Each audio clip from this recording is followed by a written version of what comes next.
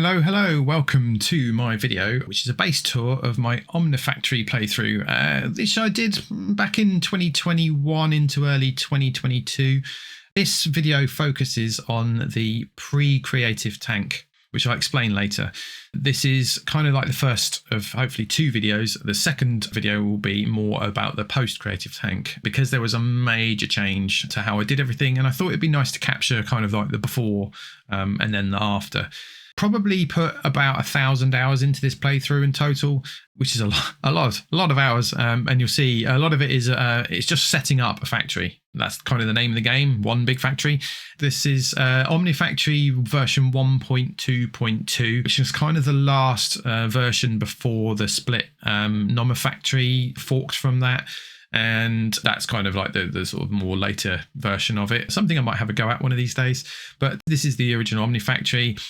There's a couple of changes I did to it. First of all, I used X's GregTech patches. So if I just open up this and type Greg, the GregTech Community Edition and the Shadows of Greg, they have been patched to fix a few problems. One of which is the robotic arms, which is such a useful thing to have working. It didn't save the settings correctly when you save the game, and so when you loaded, they were all reset, which is fairly breaking. They are such a useful thing to have working. So that's worth. There's other patches in there as well, which are all very much worth having. So should you happen to play this old version of it, then make sure you install those.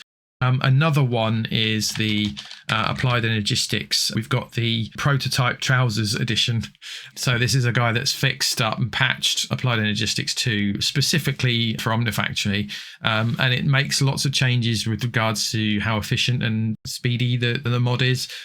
So when you're dealing with as much things hooked up to Applied Energistics, all the interfaces, fluid interfaces, and various other crafting things, these efficiency things are absolutely required. It just doesn't scale well in its kind of default config back then. And these patches fix all that, and so makes the whole experience a lot less laggy.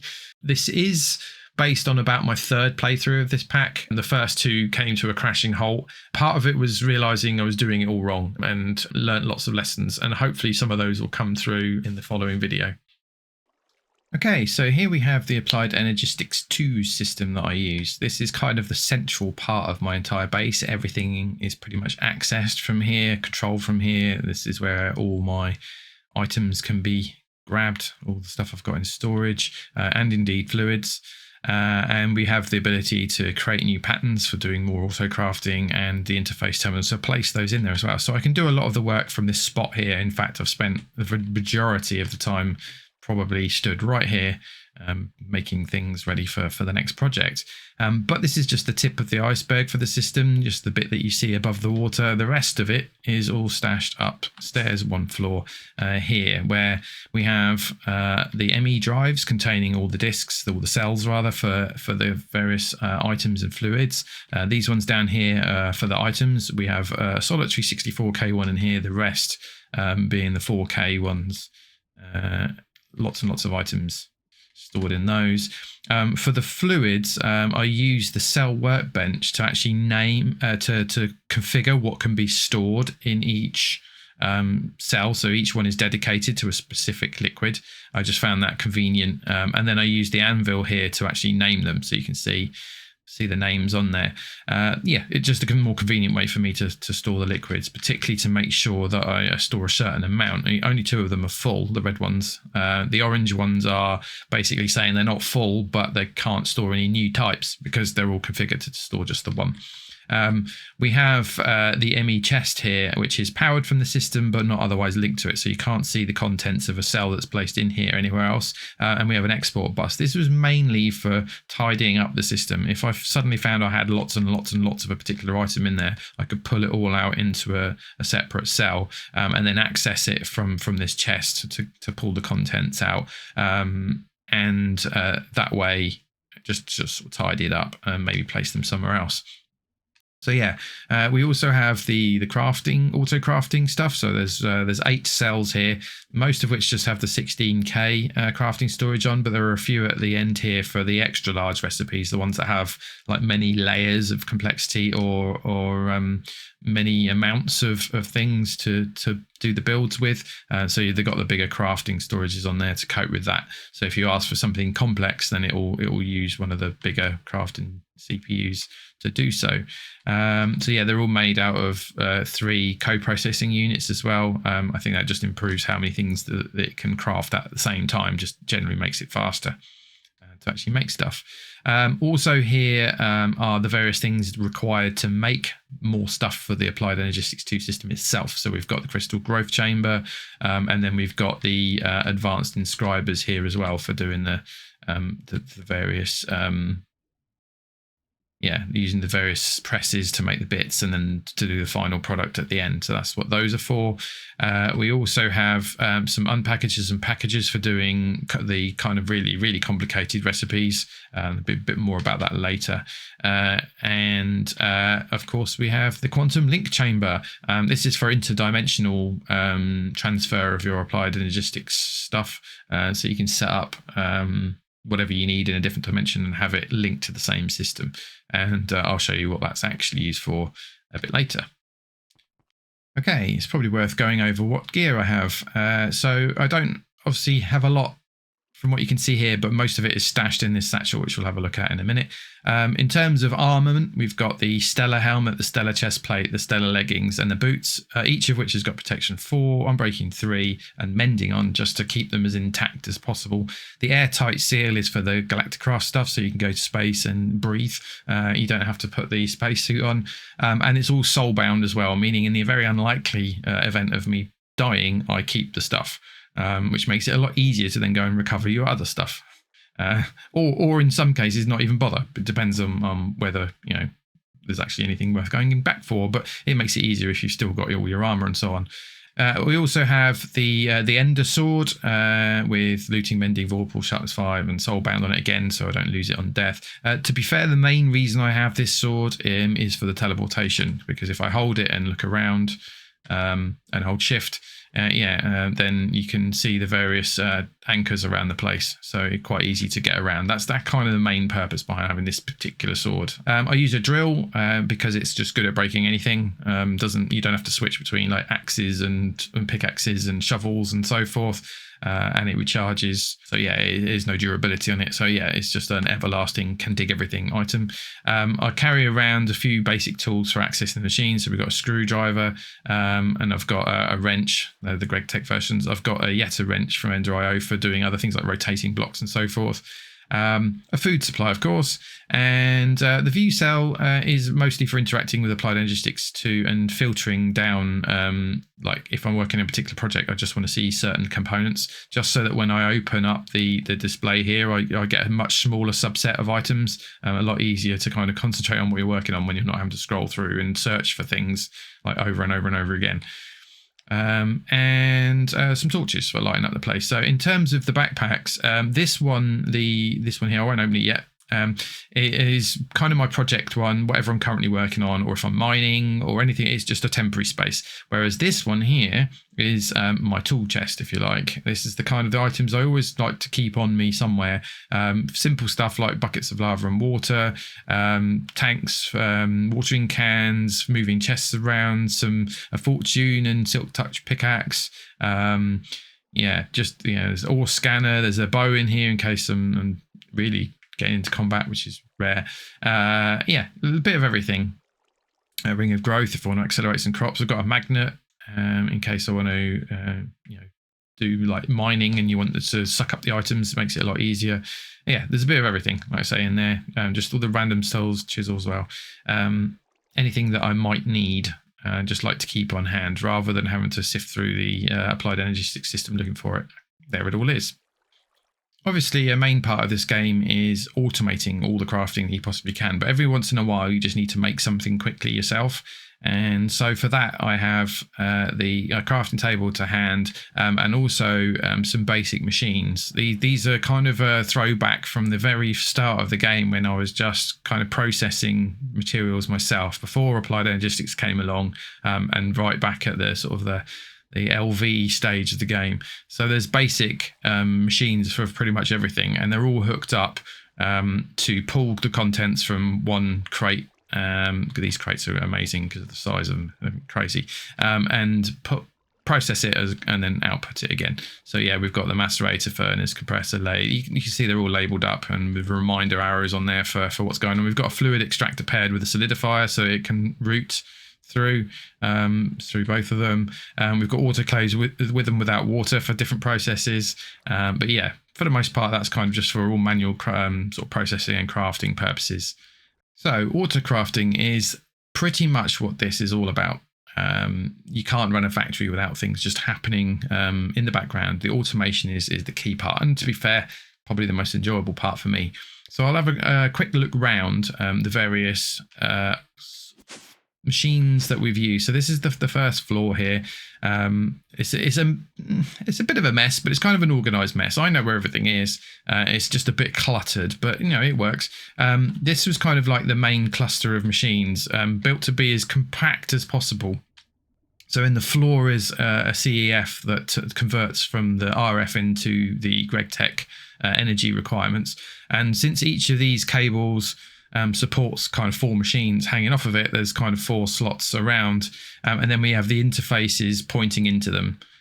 So there's a spare slot there. But yeah, the idea is basically provide the inputs, capture the outputs, and typically speaking, the arrow gives it away. So this is pushing its inputs into this machine, and the machine is then configured to push the outputs into this cell, which in turn, if you could see the arrow, is actually pointing, yeah, there we go, into this machine, and then outputs into this one. Because the nice thing about the interface is that anything you push into them from the machine just gets stashed into the applied Energistics system.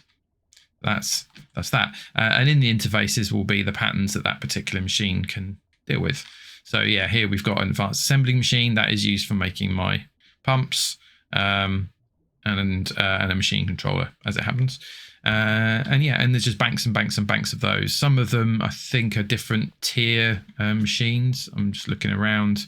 I think the vast majority of these so the advanced mixers, that's only an advanced assembly machine 3. Yeah, so there's different mixes of different machine types, but always, because of the power underneath, always 4 machines of the same tier in a little batch, in a little cluster there. I forgot this bit for the applied Energistics system. That's where the kind of all the auto crafting of things that doesn't require machines to make, so just regular crafting recipes are done this way because each ME interface has at least 3, the corners have 3, or 4, or in some cases more, molecular assemblers nearby, and it will just pick one that's empty. So it's quite a good way of getting a very fast system, because there's lots of options for each interface on which molecular assembler to use. So it allows it to sort of parallel process better. And inside these are just lots and lots and lots of crafting recipes, roughly grouped by sensible things to make it easy to find them in the pattern thing, but there's a lot there. So that's where the kind of actual regular crafting, non-machine crafting happens.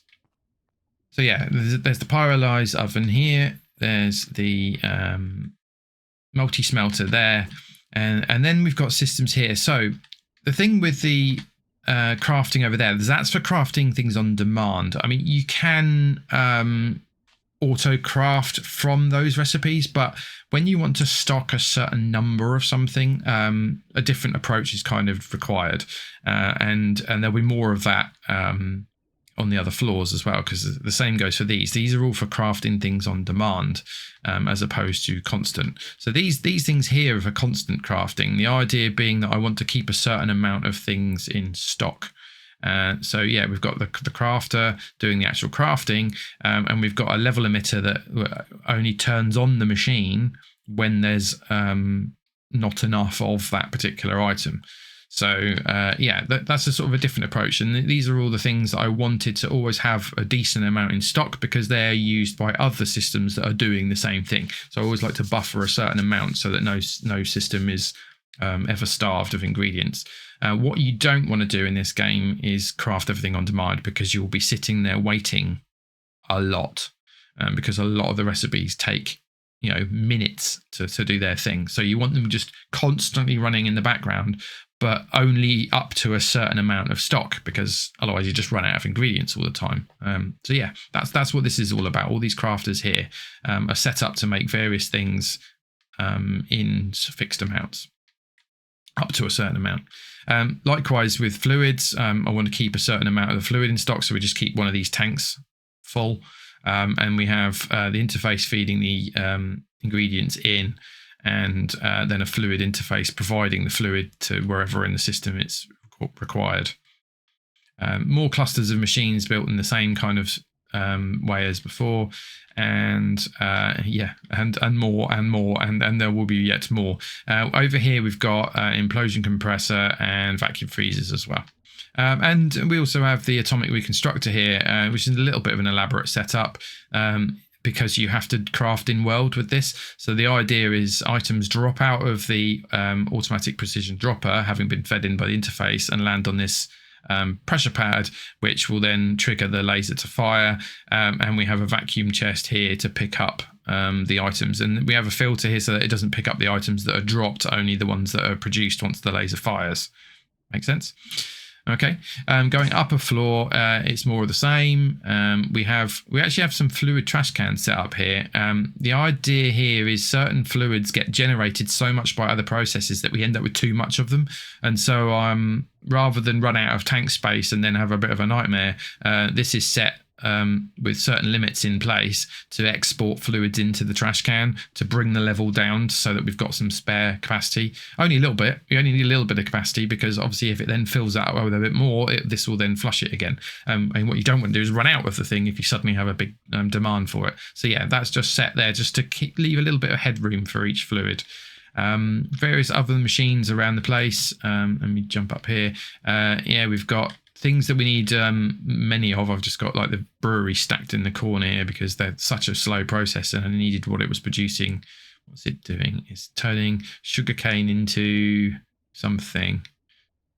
Ethanol, maybe? No, biomass. Okay, yeah, and so that's set up there. But it's just rows upon rows of machines. Again, going with the general theory of having a CEF in the floor and up to 4 machines powered from it. So yeah, you can see kind of this alternating the machines, and wherever possible I try and set it up so that the machines can share the fluid interfaces and the regular interfaces. So there's a lot of fluid production going on here, whereas in other places there's more on the item production, and sometimes you need fluids and items, so I've got a kind of space behind them if I needed an extra. So yeah, it's kind of like what you'll notice as well, these don't have any particular directions. What these are doing is they're stocking a certain amount of items. So for example, this one is stocking 8 silicon dioxide dust, and this machine is using it. And then if I use a screwdriver on the cover that's inserted on the machine, you can see I'm using a conveyor to provide a certain item into the machine. So this one has got a full stack in there. And it'll pull any more from this interface. So this interface will always keep 8 in stock. This machine will just pull from that, and so it will restock until the machine is full, at which point you've still got the 8 sat in here. And bear in mind, that's probably being made somewhere else. Once it produces, so again, it's controlled by an emitter. So I'm saying I want to make silicon dust and I want 500 of them in stock. So if there's ever less than 500, this emitter turns this machine on. It'll pull the stuff, make the stuff, send it through to this one, and the level will go up, and eventually it'll turn off. And again, that concept is just used over and over again. Remember, always best to have a system that will just automatically keep making things until you've got enough of that thing, and then stop, so that you've always got some on hand to make crafting things that you want faster, but you've never got too much because you don't want to use up all the raw resources for one particular thing. You've got to share those raw resources amongst all this thing. It'd be wasteful to make, tens and tens of thousands of silicon dioxide dust, because this machine wants to make more and more and more of whatever it's making. The silicon dust, yeah. So yeah, that's the same concept, just over and over and over again. Lots of different banks of machines, all doing exactly that concept. Top floor, I think, for this area, just even more. Just you can see kind of subtle changes in the design. I went from the little clusters of 4 to the straight lines, and now these are kind of like squares of what is that, 8 machines, 16 machines, because it's 2 levels. So then, like, if you look over here, just subtle changes in design over time. I quite like this one the most in terms of the amount of machines you can fit into one area, and by doing this, I have each CEF. It's better to look at, well, you can see the structure here. This is kind of half built. So each CEF has just the 2 cables coming out of it and powers essentially 4 machines. These 2 and these 2, for example, will be powered by the same CEF. And then we have the shared interfaces as well. This is quite an economic way of using them, 1 in, 1 out, pretty much. This doesn't work when you need more than 2 types of input, unless you can get, well, you can get quite crafty, I suppose. So you can have the items on one side and the fluid on the other side. So there are certain times when that doesn't quite work out, and you have to do it one of the other ways. So I always just go back to the floor below and do it that way if I need to, if we really need access to a lot of different things, because each of these has a limited number of slots. Each of these has a limited amount of things it can do. So if you need the extra faces on the machine, then this layout doesn't work so much. But it does work for the vast majority of things. And like I say, I quite like it. It's nice and compact. So yeah. Okay, one thing that is needed in vast quantities in this game is power. Obviously, vast quantities of machines, vast quantity of power required. So I'll go through the power systems that I have. The first one is the sugarcane system. I'll use my sword to teleport down here. And so this is something I set up quite early game, although I originally had observers and pistons doing the kind of auto harvesting, because it didn't immediately have access to what I'm now using. So now we have these things here, these long range breakers. You may be thinking, what on earth's going on here? Although if you're familiar with this game, you'll know the trick. This stuff here, this SNAD, as opposed to sand, if it is provided with a redstone pulse, like rapidly, then it triggers growth of the thing that's planted on it. In this case, sugarcane. So you can use this kind of trick, and I basically have somewhere buried under all this a clock that is ticking quite rapidly, sending signals along the conduit that's underneath the SNAD, so you can't see it, it's buried under there. And so yes, that's causing the sugarcane to grow quickly, and then the long range blockers are breaking it quickly. There is somewhere a vacuum chest or similar. I think it's behind here. Let me see if I can see it. Yeah, I think you can just about make it out down through here.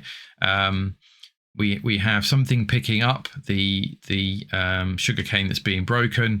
It's stashing it in a buffer in this drawer, and then we're pushing it into this ender chest here. The green, the 3 greens on the channel. I think you can just about make that out at the top there. That's that. And then we push a little bit of the sugarcane into this steam dynamo here to actually power a few of the things.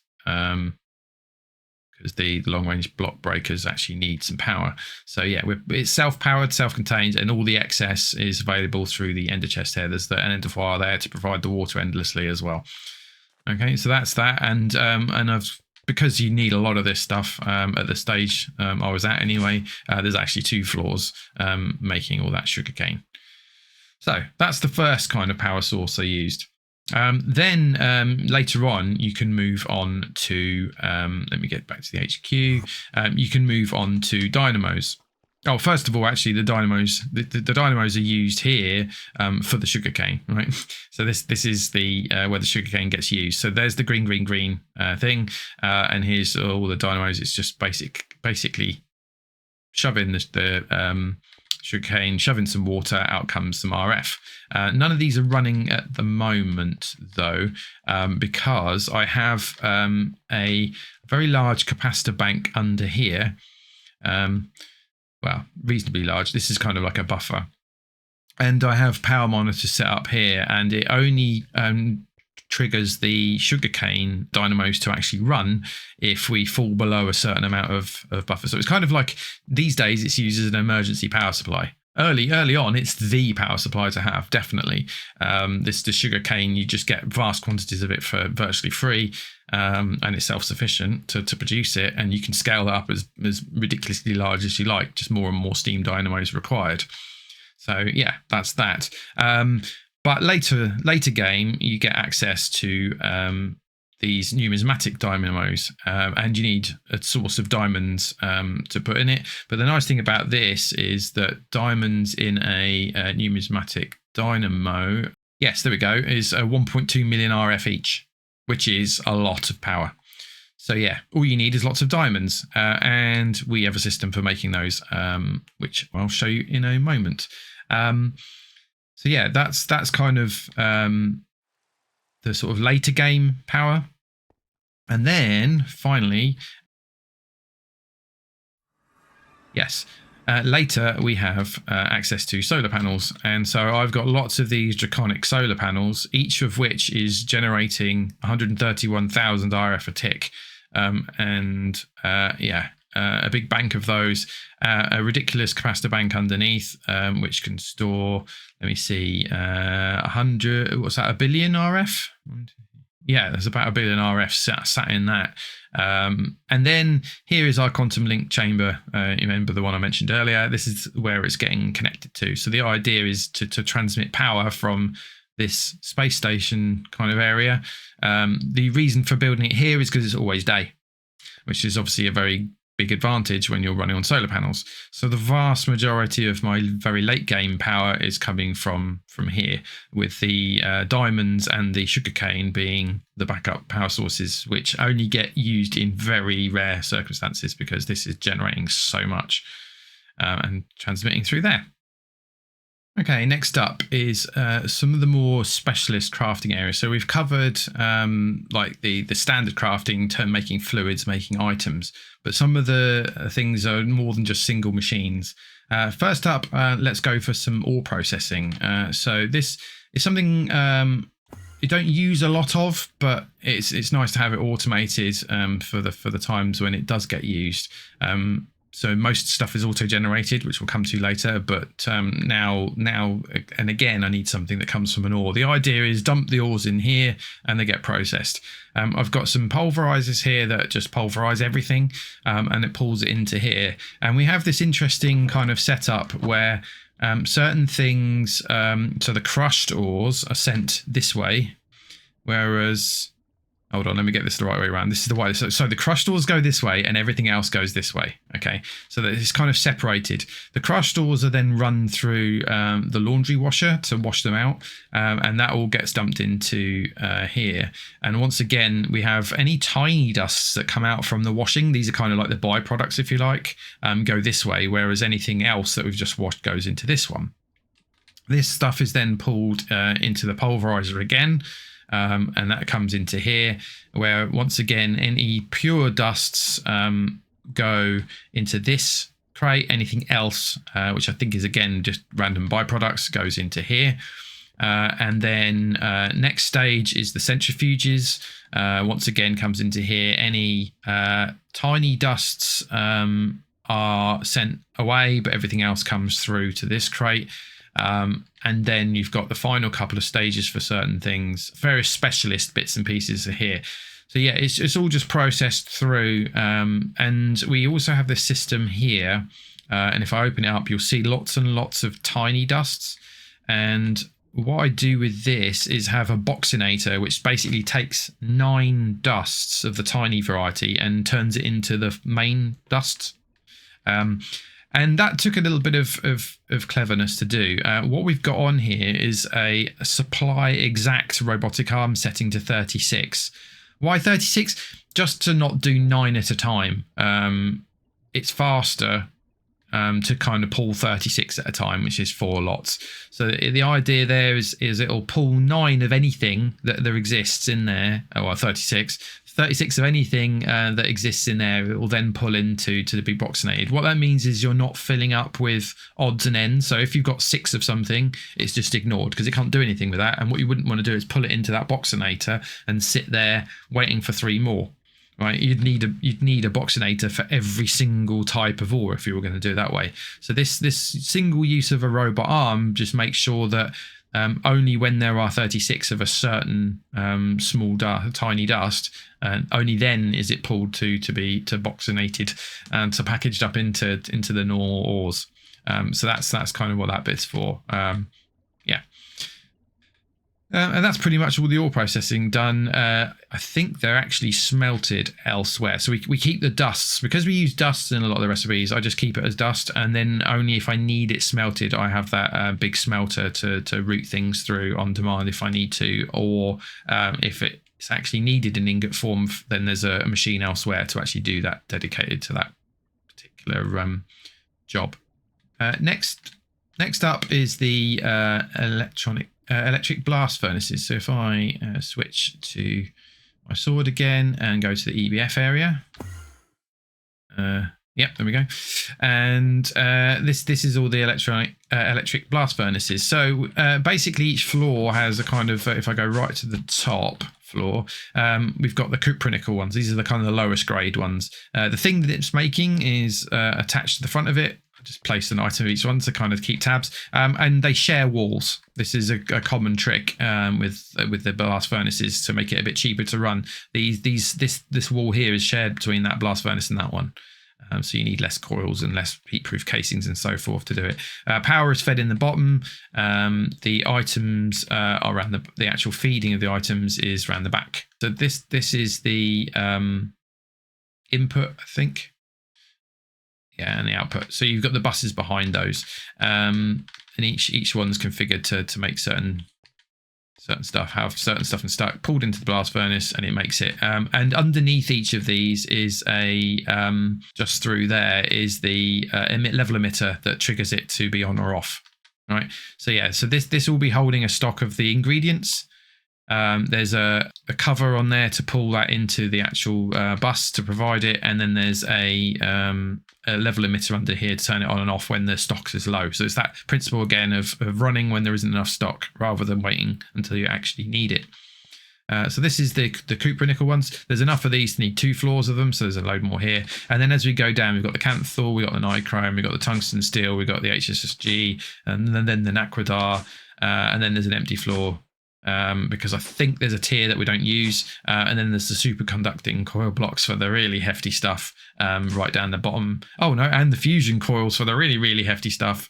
So yeah, I think this one didn't get set up for automatic because I only needed it for a few ingredients. So this is just a kind of a manual usage one. Look, there's no interfaces on the back. Yeah, there wasn't anything worth automating on that one. But yeah, that's the electric blast furnaces.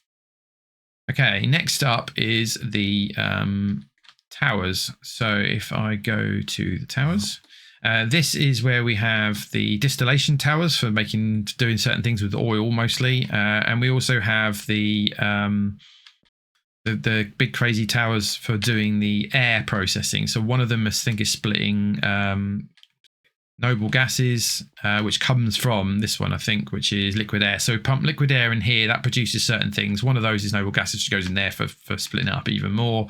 And again, this is all configured to just run pretty much non-stop whilst there's a need for the things that it makes, and then to pause when it's full.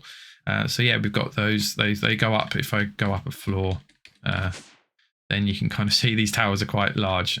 They go all the way from down there all the way up there, and these ones too all the way down there.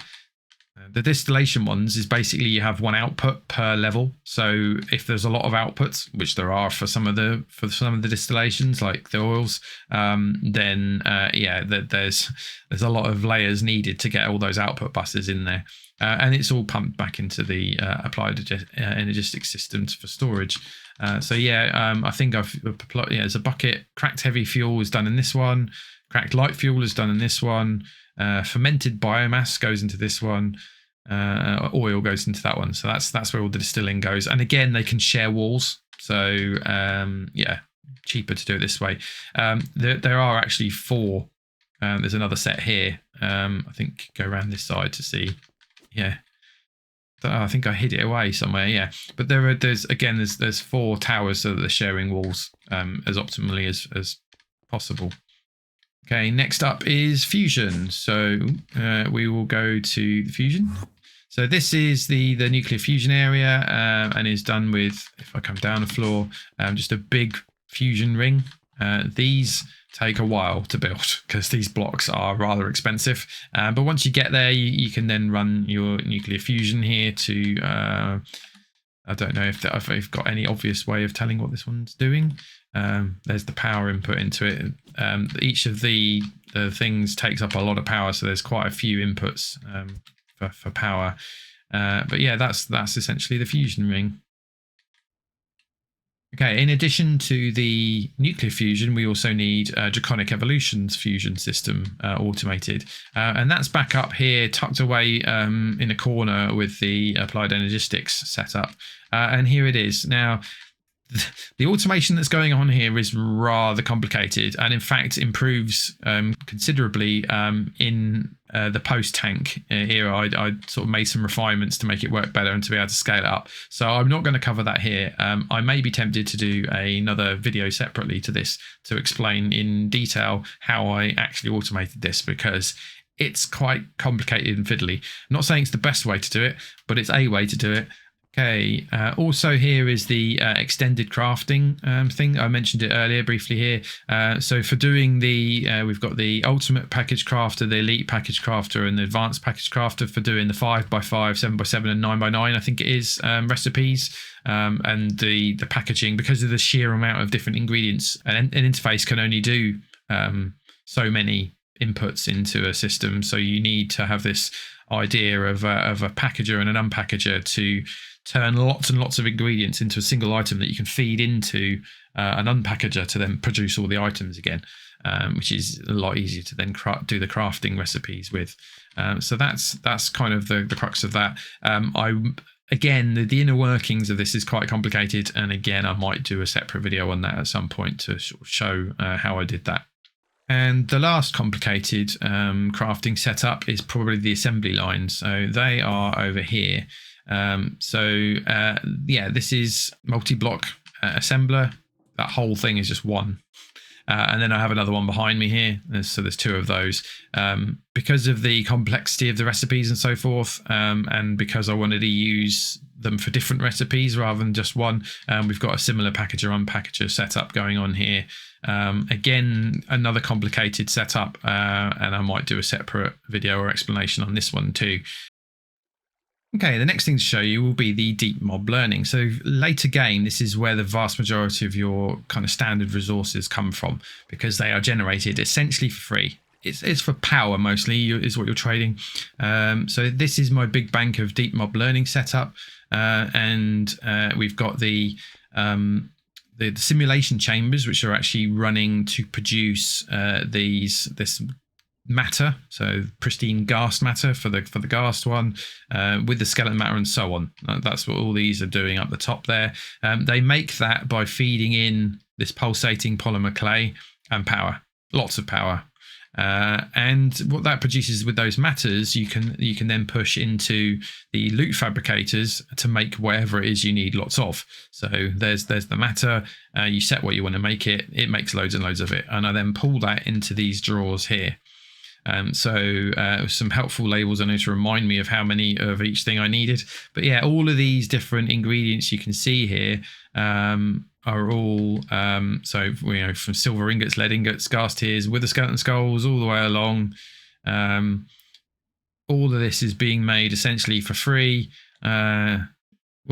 For the cost of the polymer clay. And what it means is I'm not having to go and mine for it, is what I'm trying to say by free. It's just polymer clay and power.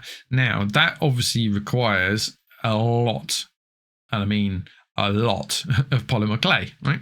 So where is that being made, you may ask? Well, we have a void world, and in that void world, which is that pedestal there, we have this. So this is my polymer clay production system, basically. It's got a separate dedicated Applied Energistics 2 setup here, just to make it a bit easier to track. And you can see all the different ingredients that are required to actually make this polymer clay, starting from cobble being pulverized into gravel, being pulverized into sand, being pulverized into dust.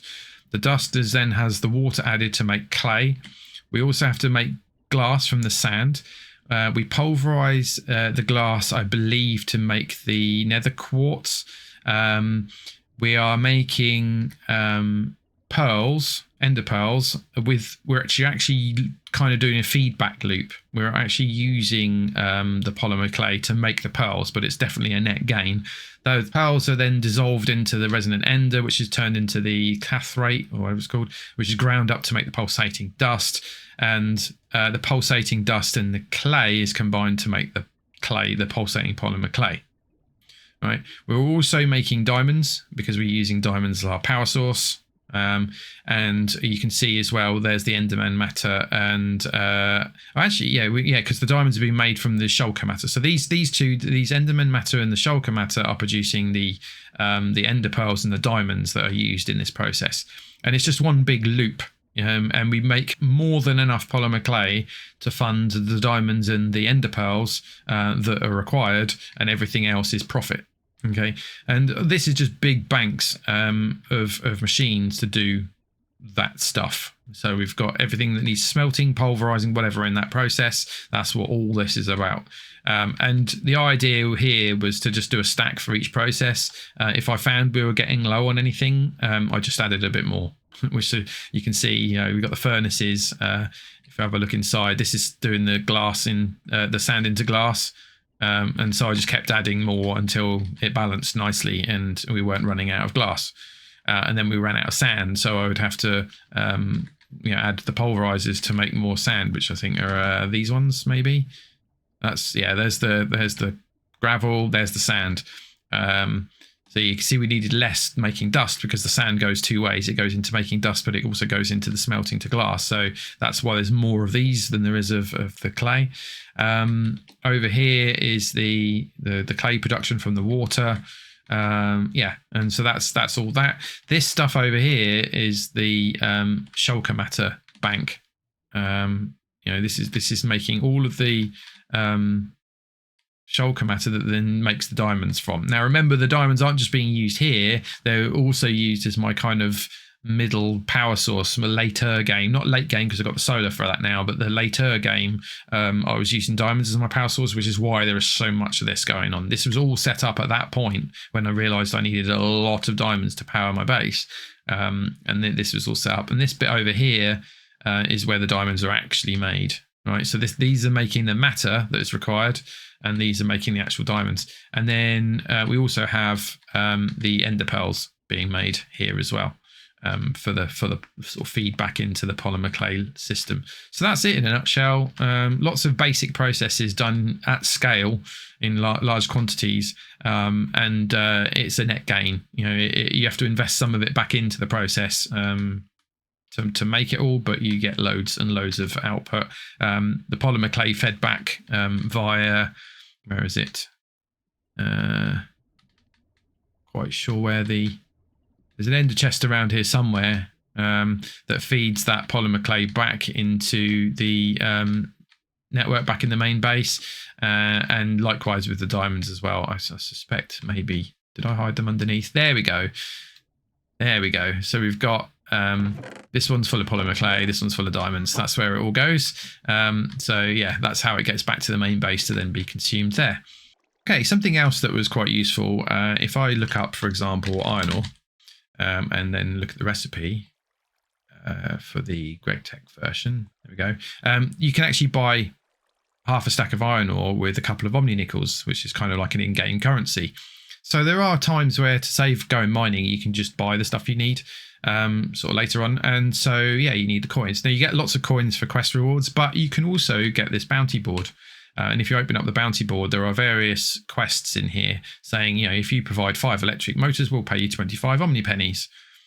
So I then set up these ME interfaces to with a crafting card, so that it triggers auto crafting from what's otherwise crafting on demand. So this is a way you can kind of bridge the gap between just making lots and lots and lots of stuff automatically and making things when you need it. This is kind of a bridge for that, where you can store it in have an interface kind of stock certain levels for you. And I do that for all the things that this bounty board asks me for. So ender widgets, alloy widgets, stone widgets, and wood widgets are in there, and all the various LV parts. And so if it said, can I have 5 of these and 3 of these, I'll just come in here and grab that many of those. The system would then start making me some more to resupply, and I could submit it as a bounty and earn coins. And as a result, I've got fairly absurd amounts of money, which is, like I say, a bit of fun for just clocking up money for the sake of it, but more so for being able to buy ores, particularly some of the rarer ones, rather than having to go out mining in the late game. Okay, there's also outside. So let's have a quick look outside, and we'll have a fly around and see. So we've got some basic farms which I used early on. I don't think these have been touched in a long time, but there they are. That's all they're set up there. Flying around the base, just looking for things. We've got the tree farm. So this tree farm is set up using a farming station for Ender.io. Now, these farming stations are notorious for just eating power, even when they're not actually harvesting. Rather than using RF per operation, they just have a constant drain, and it's quite a high drain. So here is a particularly neat solution, which I think I found elsewhere. This is not my own design, so yeah. But the idea here is the redstone's passes through tree trunks like that, but it doesn't pass through saplings. So what we have is this redstone conduit. We're supplying a redstone signal here, down there. We're supplying a redstone signal to the outside conduit, and then at any point a tree grows, that means we end up with a redstone signal on the inside ring. That goes through the repeater just to delay the trigger slightly. The reason for that is because you sometimes get several trees at once, and it's cheaper to harvest them all together. So we just pause for a moment, and then that triggers the farming station to, as you've noticed whilst I've been here, to harvest all the trees. At which point the redstone signal will drop, and the farming station will then switch off again. So it's just a neat way to kind of be quite efficient on the power usage. Not so important later game, but sort of middle game, you want to conserve power wherever you can, because you need a lot of it. We also have a dark backhoe and a dark axe, both with mending in the system.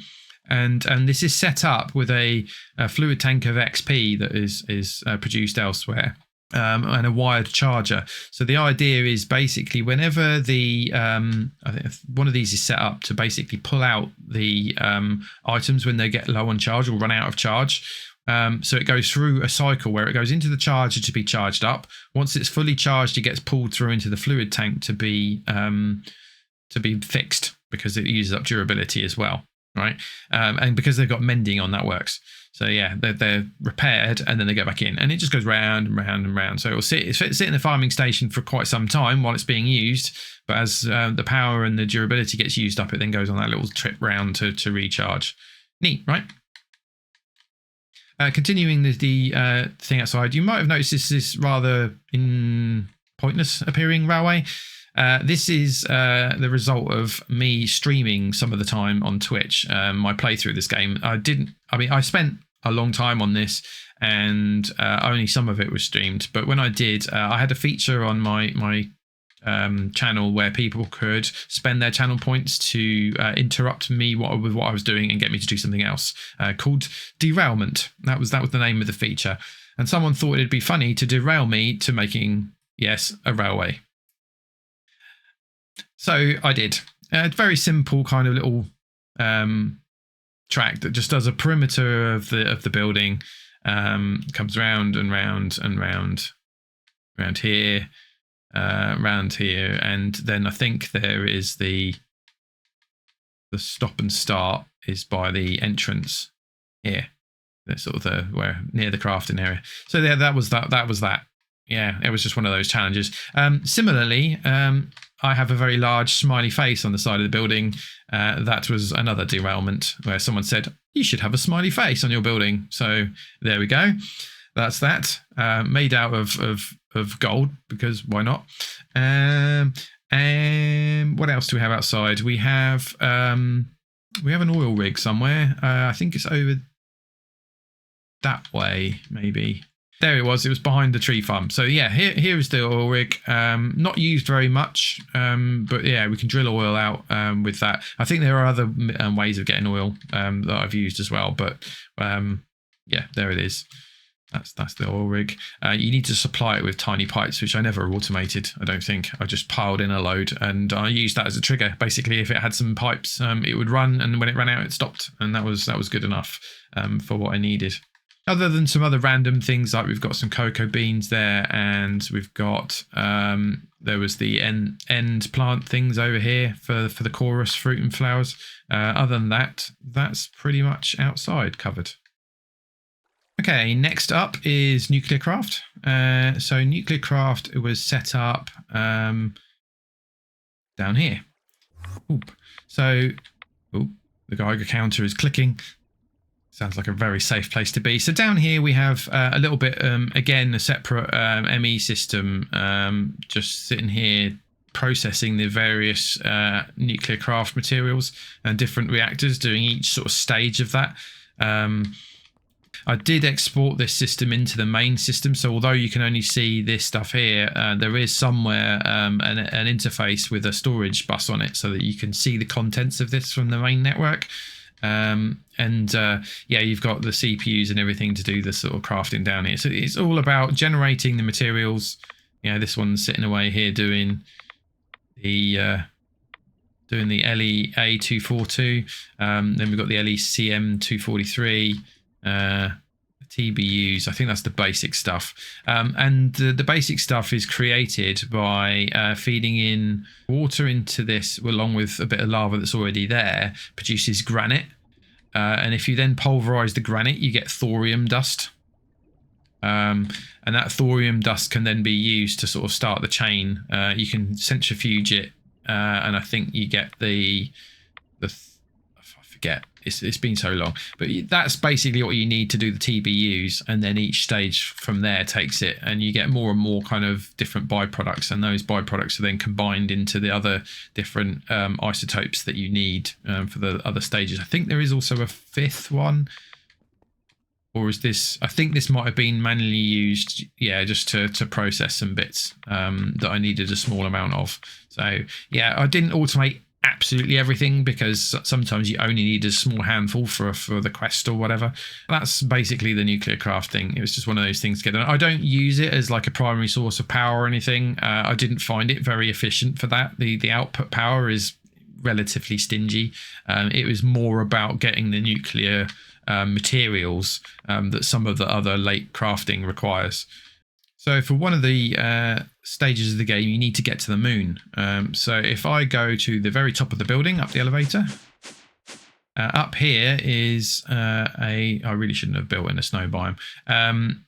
We have the kind of the launch pad for the advanced rocketry stuff for actually getting into space.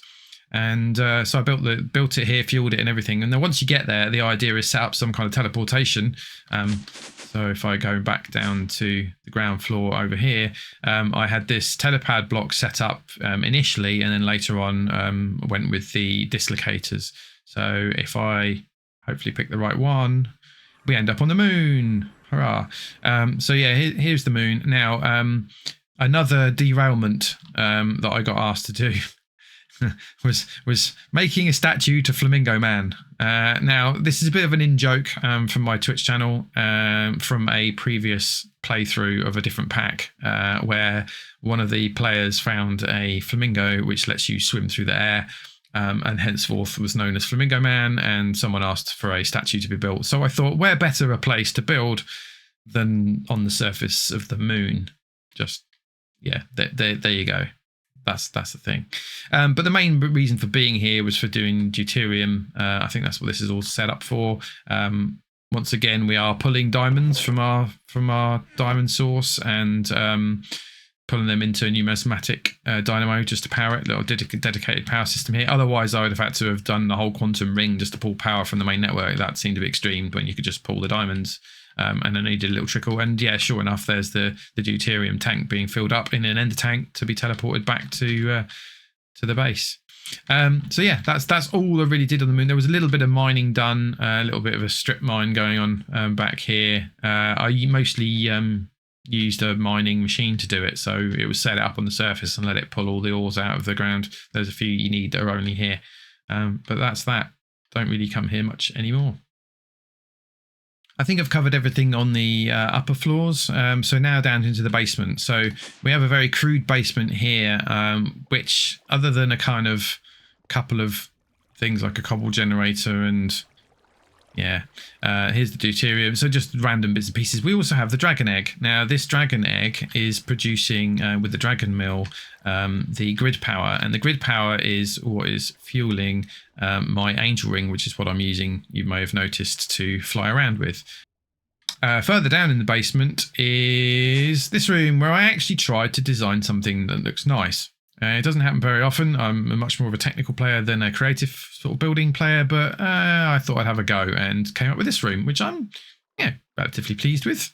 I think it looks good. Anyway, this is for the microverse machines. So this is the smallest tier, the small microverse projector, and then we've got the medium one, and then the large one.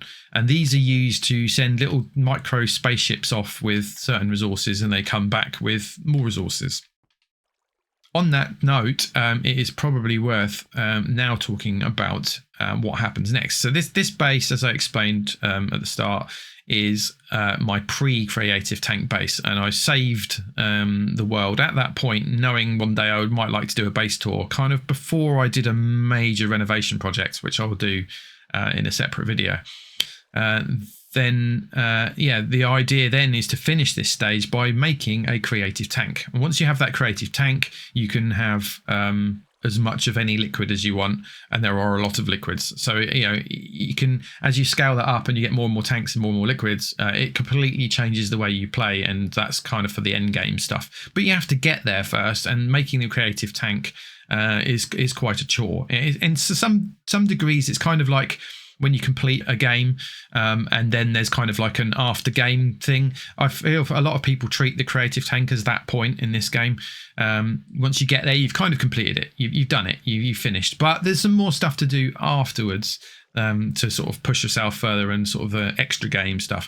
This is the mystery satchel from earlier. Inside here is universe creation data and awakened draconian block. And if I pull up the recipe on that, you can see that universe creation data and the awakened draconian block is how you get a heart of a universe, right? And you need a neutronium plated micro universe harvester, which is the top tier of the little ships I was mentioning before, in order to get it. And that I have set up in here. So there's one ready to make. It's literally just, that's all the stuff all made, and it's ready to just click that and pull it out, and it's done. All right. And then with those, that gets you that heart of the universe. With the heart of the universe, if you put it into a fluid extractor, a particularly high tier one, this is quite a ridiculous recipe, then it turns it into 145 millibuckets of molten creative portable tank. That 145 is a very specific number, because 144 millibuckets is what you need with a creative portable tank mold to actually make your first portable creative tank. That leaves you with exactly 1 millibucket of molten creative portable tank, which is what you put inside your first creative portable tank, because that then gives you as much of this as you need to then make as many creative portable tanks as you want, right? Makes sense, right? And then I have the fluid extractor here, the tank to put it in, the solidifier to actually make along with the mold. So this is all the stuff. You can see I'm basically at this point in the save. This is the exact moment where I then completed this section by making the first portable tank. That's what kind of the goal of the game was all about. Okay, that about wraps everything up. Hopefully you've enjoyed a look around my pre-creative tank base. There will hopefully be a new video in some point in the future showing the post-creative tank base as well to go with this, and any other videos I've mentioned along the way. I have a Discord that you're welcome to come and join and linger on. It's fairly low traffic, not a lot happening on there, but I am open to any questions you may have about anything you've seen in this video, any comments on anything, any feedback, any requests for future stuff, do let me know. I do stream on Twitch from time to time, having a bit of a break at the moment, but I've done plenty of modded Minecraft playthroughs on there in my time. I'll hopefully get back into that at some point soon. Again, any encouragement to do so is welcome. There will be more videos. Any requests for that also welcome. So yeah, thanks very much for watching. Hope you've enjoyed it, and see you soon.